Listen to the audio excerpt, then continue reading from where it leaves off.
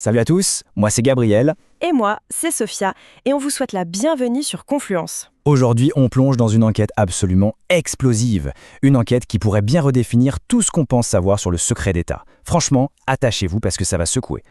Alors, pour vous donner une idée, l'enquête commence avec cette phrase, une véritable claque. La divulgation n'est pas une fin en soi, c'est une arme. Ça donne le ton, n'est-ce pas?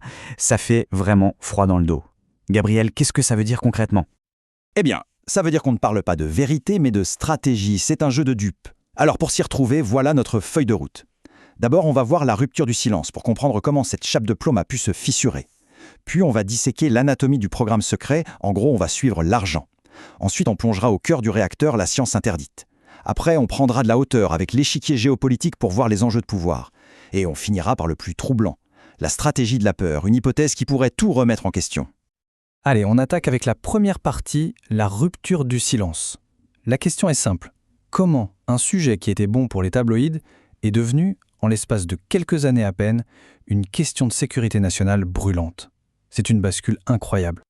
Regardez un peu cette chronologie. Tout s'accélère. 2017, le New York Times lâche une bombe. Le tabou est brisé. 2020, le Pentagone est acculé et doit créer une cellule d'enquête officielle. Mais le vrai tournant, le tremblement de terre, c'est juillet 2023. David Grusch, un ancien du renseignement, témoigne sous serment.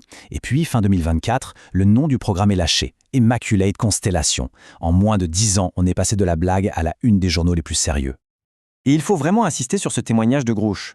C'est une leçon de communication de crise. Il ne dit pas des aliens ou des extraterrestres, non. Il utilise des termes d'une précision chirurgicale, presque juridique, des biologiques non humains. Ce ne sont pas des spéculations, il pose des faits. Et là, tout bascule. D'accord, le secret a fuité. Mais maintenant, la question qui tue. Comment est-ce qu'on arrive à financer et à gérer un programme de cette ampleur pendant 80 ans sans que personne ou presque ne soit au courant? On passe en coulisses avec la deuxième partie, l'anatomie du secret. C'est vraiment la question à 1 million, ou plutôt à des milliers de milliards. Comment on fait pour cacher des budgets pareils au Congrès à tout le monde? La réponse tient en 4 lettres. IRAD. C'est un acronyme un peu technique, mais derrière se cache une astuce comptable absolument géniale. C'est une sorte de budget noir parfaitement légal, qui permet de financer des recherches ultra secrètes en les noyant dans des contrats publics tout à fait normaux. Et regardez ce mécanisme, c'est un véritable tour de passe-passe en 4 étapes. D'abord, l'État passe un énorme contrat public pour un truc connu, disons un nouvel avion de chasse. Ensuite, l'entreprise qui a le contrat peut légalement mettre de côté une partie de ce budget pour de la recherche interne, secrète. Troisième étape, le matériel sensible, les débris, les corps, est transféré à cette entreprise. Et enfin, le coup de génie. Le gouvernement peut jurer la main sur le cœur qu'il ne possède rien. Et c'est techniquement vrai, le matériel appartient maintenant à une entité privée. C'est légalement inattaquable.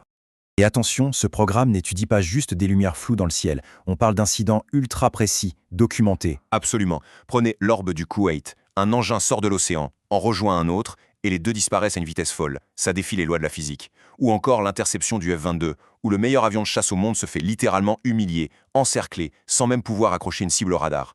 En fait, Immaculate Constellation, c'est la bibliothèque secrète de toutes ces données de très haute qualité que le Pentagone jure ne pas posséder. Ok, on a vu le comment le secret est gardé. Maintenant, on va voir le quoi.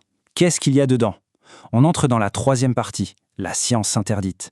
Et là, croyez-moi, on bascule dans une autre dimension. Oubliez tout ce que la science-fiction vous a appris.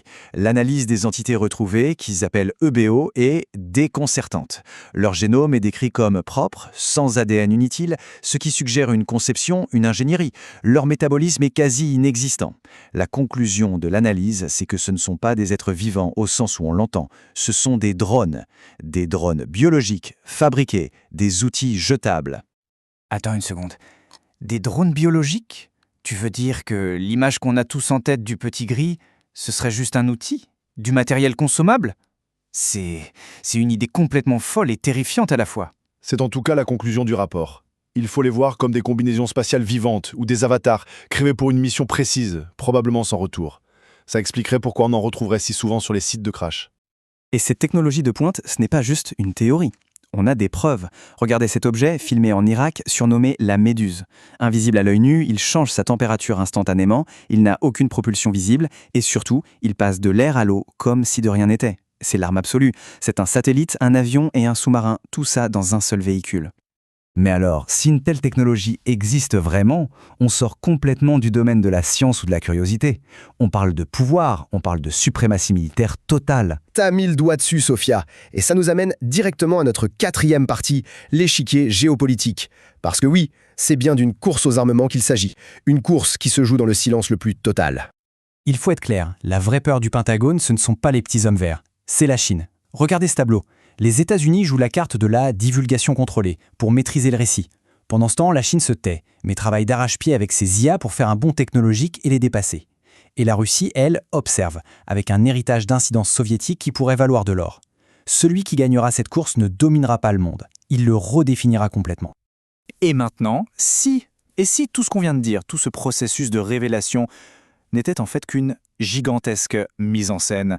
C'est l'hypothèse la plus folle, la plus dérangeante, et c'est notre dernière partie, la stratégie de la peur. Cette idée, elle ne sort pas de nulle part. Elle est attribuée à Werner von Braun, l'un des pères du programme spatial américain.